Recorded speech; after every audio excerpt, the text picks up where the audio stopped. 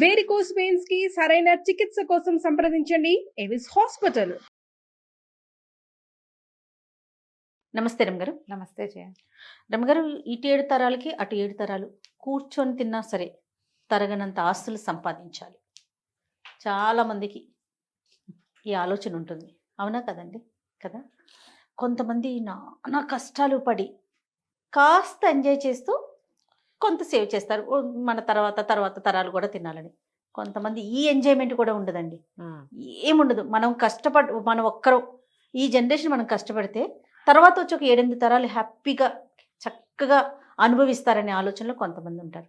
నాకు అనిపిస్తుంది, ఇప్పుడు మనం ఎంజాయ్ చేయకుండా వాళ్ళ కోసం దాచి పుట్టుకుని మనకి ఏదన్నా అయితే, ఒకవేళ నువ్వు ఎంజాయ్ చేస్తావు అయినా దాస్తావు, అప్పుడు ఎంజాయ్ చేసి దాస్తే కొంచెం పర్వాలేదేమో అని నాకు అనిపిస్తుంది. అంటే ఇప్పుడు ఇంత కష్టపడుతున్నందుకు మనకు ఒకటే జీవితం కదా, తర్వాత ఏమవుతుందో మనకు తెలియదు కదా. ఈ జీవితంలో మనం కూడా కొంత ఎంజాయ్ చేయాలి కదా, ఆనందించాలి కదా. మరీ కట్టేసుకొని అన్నీ స్ట్రిక్ట్గా ఉండి ఎక్కడికి వెళ్ళకుండా ఏమీ తినకుండా ఏమీ పెట్టుకోకుండా అది తప్పు. తప్పు కాదు. నువ్వు ఇప్పుడు హాయిగా ఉంటావు, ఎక్కడి నుంచి దొరికితే అక్కడ ఎవరిని అణిస్తే వాడిని అట్లా చేయకూడదు. మరి అదేగా జరుగుతుంది. అణిచి కాదు, అణచకుండా ప్రాపర్గా. జయ, అణచకుండా నీకు ఎక్కువ డబ్బు ఎలా వస్తుందో చెప్పమ్మా. ఎవరిని సంబంధించి అయితే ఎవరిని అణచకుండా, ఎవరికి ద్రోహం చేయకుండా, ఎక్కడా ఎక్స్ప్లాయిట్ చేయకుండా డబ్బులు రావమ్మా.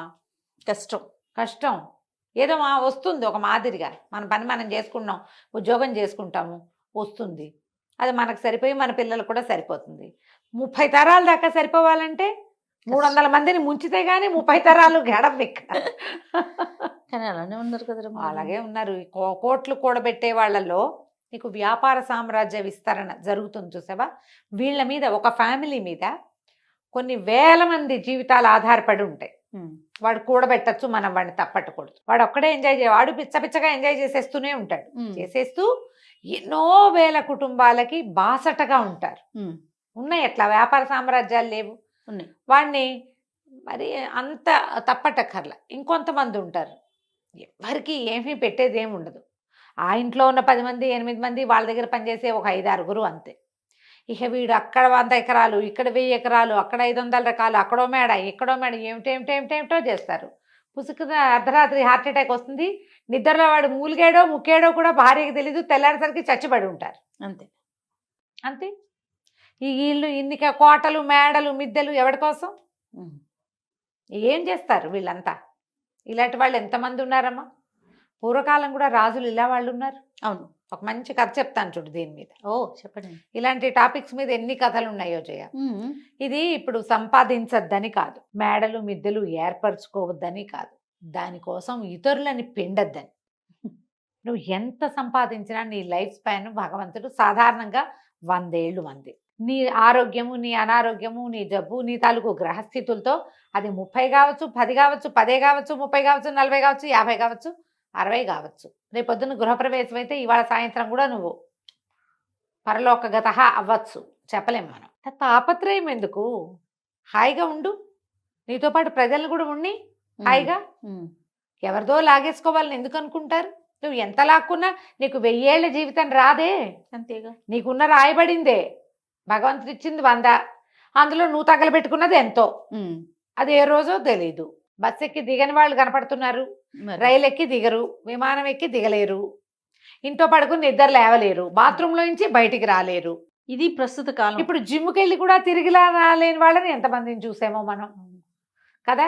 ఎందుకు వచ్చింది? ఇందులో ఏదైనా సహాయం చేయి, కనీసం జీవన సాఫల్యాన్ని పొందు.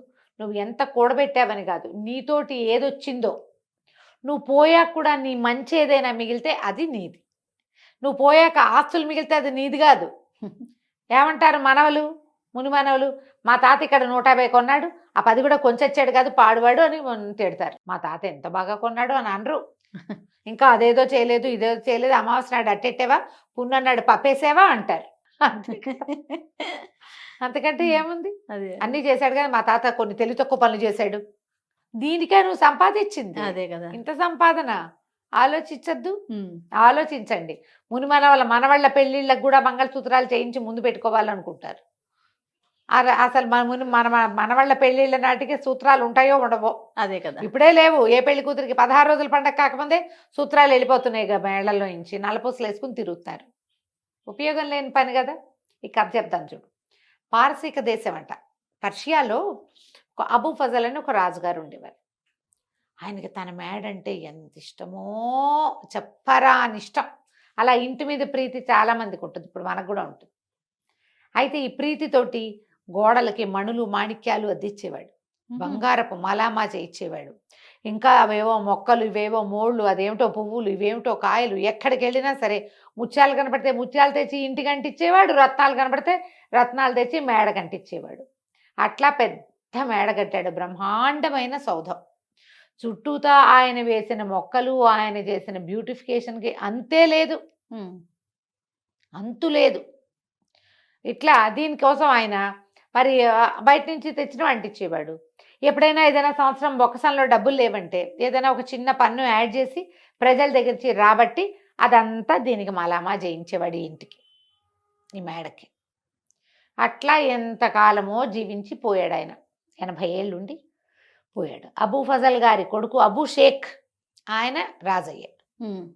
పోయే ముందు వాళ్ళ నాన్న అబూ ఫజల్ గారు షేక్కి చెప్పారట, ఒరే షేక్ బాబు, ఇది మన ఇల్లు అంటే పంచప్రాణాలు రా నాకు, దీన్ని ఎంత సౌందర్యవంతంగా తీర్చిదిద్దాను, ఇంటిని భద్రంగా చూసుకో, కుదిరితే మరింత అందంగా తీర్చిదిద్దు అని చెప్పాడు. నాన్న చేతిలో పెట్టాడని షేక్ గారు కూడా యథాశక్తి ఇంటికి బ్యూటిఫికేషన్ చేయించారు. ఆయన తన 56వ ఏట పరంపదించారు. తాతగారు వేసిన పన్నులు ఉన్నాయి, తండ్రి గారు అబూ షేక్ గారు వేసిన పన్నులు నడుస్తూనే ఉన్నాయి. వీళ్ళు ఈ 55వ ఏట పరంపదించిన ఆయనకి ఒక కుమారుడు ఉన్నాడు. ఈయన పేరు రహీం. ఓకే. అయితే ఈయన అబ్బో ఆయనకి ఎంత సౌందర్యారాధకుడో ఆ కుర్రాడు. వాడికి ఒక 30 ఏళ్ళు ఉంటాయి. అయితే ఇక అబ్బాయి అన్ని పన్నులు అయిపోయినాయి, ఏం పన్ను వెయ్యాలి ప్రజల మీద. ముత్యాలు, రత్నాలు, వజ్రాలు అన్నీ అయిపోయినాయి. ఇప్పుడు చెట్లకి ఏవైనా సౌందర్యవంతంగా చేయాలనుకున్నాడు. మనకు మొక్కలకి ఇట్లా లైట్లు పెట్టి కనపడుతుంటాయి అక్కడక్కడ, వాటి కూడా బ్యూటిఫికేషన్. పెంపుడు కుక్కలకి మెడల్లోకి బంగారు బెల్టులు, వాటికి మెడలోంచి వేళ్లాడేందుకు బంగారపు వీటికి ఏమంటారు గంటలు. పిల్లులకి సౌందర్యం. అంత అద్భుతమైన ఇంట్లో తిరిగే కుక్క పిల్లి కూడా అందంగా ఉండాలి చూడు మరి, అంతే కదా. బాతులు ఉంటే వాటికి బ్యూటిఫికేషన్, బాతులకు కూడా కాళ్ళ గజ్జలు ఉండాలి, మెడలో అదేమిటో ఉండాలి, ఇంకేమిటో కావాలి. ఇన్ని చేశారు. చివరికి ఏమైంది, అన్ని ట్యాక్సులు టైట్. మంత్రి గారు అన్నారు, ఇంకా ట్యాక్సులు వేయలేమండి, ప్రజలు తిడుతున్నారండి, వద్దు ఇంకా ఆగిపోదామంటే కుదరదు ఆయనకి. కాదు, ఏదో కొత్త రకం పెయింట్స్ వచ్చినాయి, అవి వెయ్యాలంటే మన దగ్గర డబ్బులు లేవు, మన దగ్గర వస్తున్నవన్నీ ఈ మెయింటెనెన్స్కి సరిపోతుంది. ఎప్పటికప్పుడు కొత్త కొత్త కూలీలను తేవటం, పై దేశాల నుంచి కొత్త కొత్త ఇళ్ల పని వాళ్ళని తేవటం. వాడు వచ్చి చైనా దేశంలో ఏం బొమ్మలు వేసేవాళ్ళు డ్రాగన్ బొమ్మలు ఇక్కడ వేస్తానంటాడు.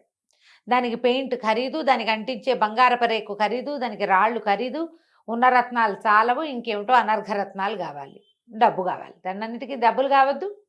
అందుకని ఏం బాగా ఆలోచించి ఆయన 4 పన్ను విధించాడు. 4 పన్ను.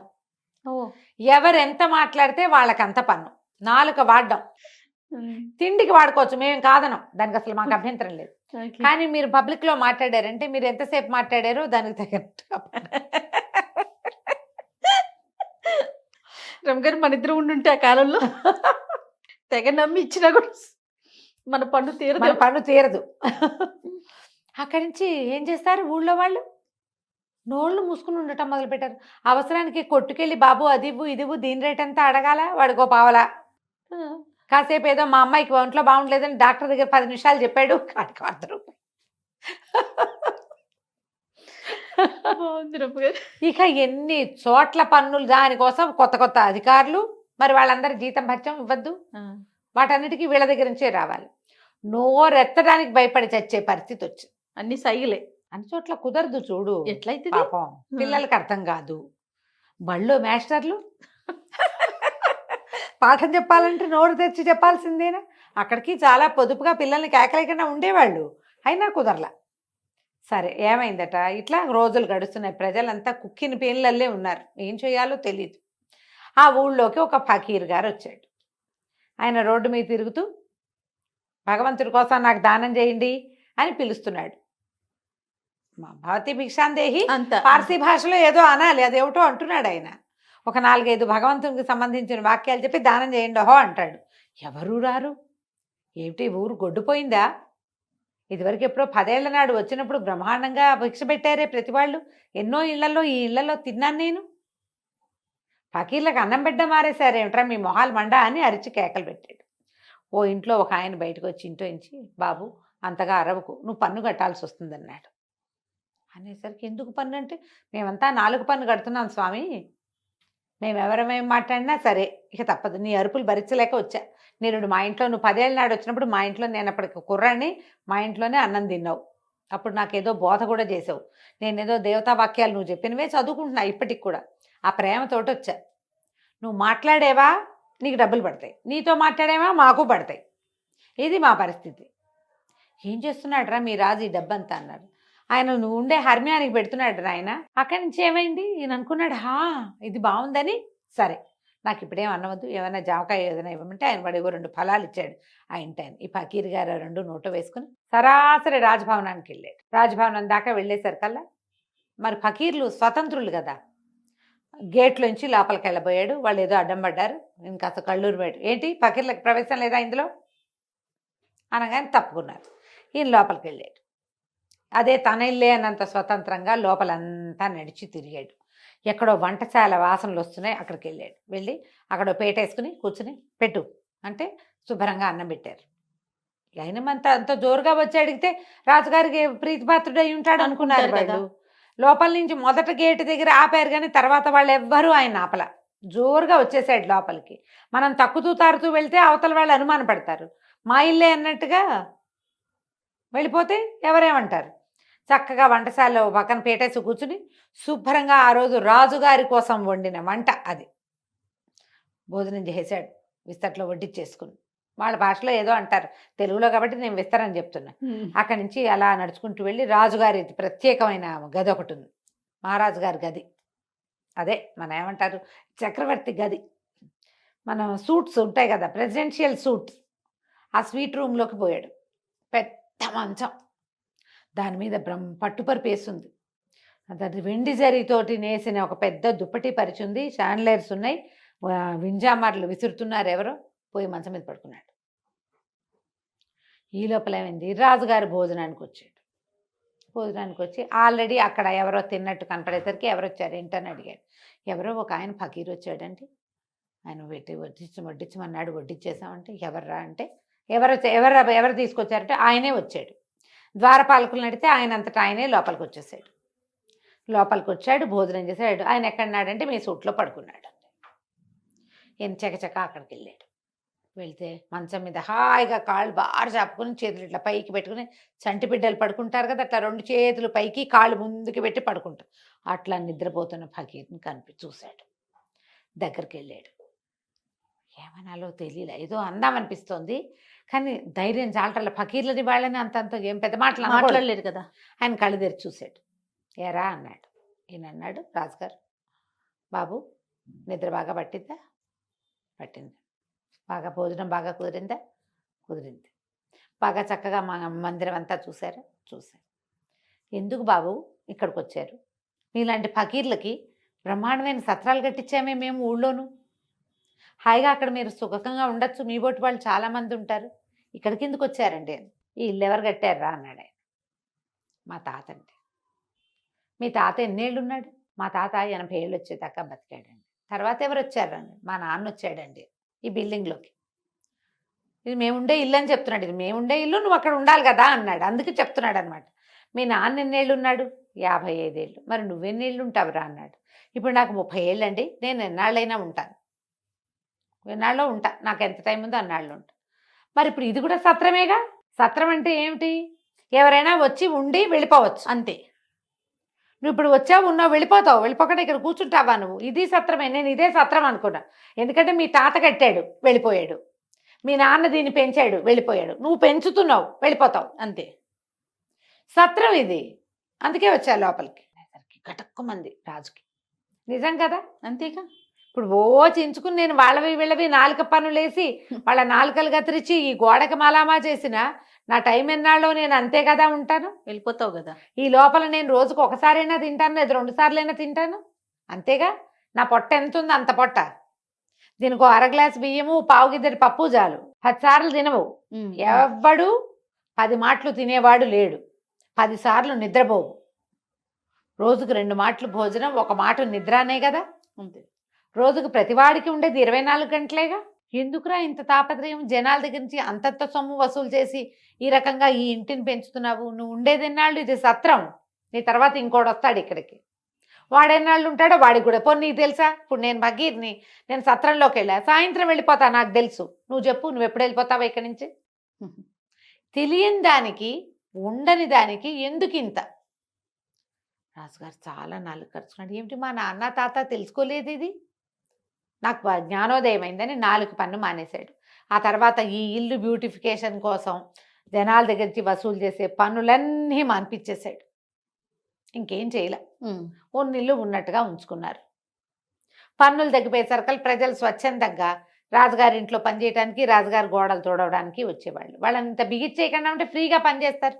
వాళ్ళు నీతో మమేకంగా ఉంటారు. ఆ తర్వాత ఆ రాజ్యం పర్షియా దేశం చాలా సుభిక్షంగా ఉండేదట. రాజుగారు ఎందుకంటే ఈ డబ్బులన్నీ తన మేడకు పెట్టుకోకుండా ప్రజల మీద ప్రజల దగ్గర చిన్న పన్ను వసూలు చేయటం, వాళ్ళ అవసరానికి వాళ్ళకి వాడడం.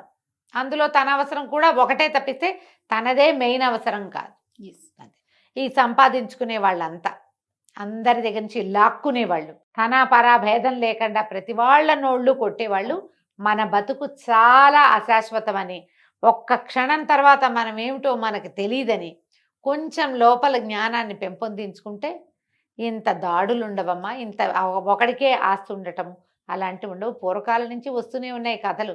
జ్ఞానోదయం అవదంతే మనకి. అంతే. పుసుకుని పోయాక జ్ఞానోదయం అవుతుంది. ప్రేతానికి జ్ఞానోదయం అయినా ప్రయోజనం లేదు కదా. బతికుండగానే జ్ఞానోదయాలు పెంచుకోండి తండ్రి. కాస్త మిగిలిన వాళ్ళని కూడా బతకనియండి. తప్పకుండా. కథ కంచికి మనం ఇంటికి. 4 పన్ను మాత్రం చాలా బాగుంది రామగారు. నమస్తే అండి. నమస్తే.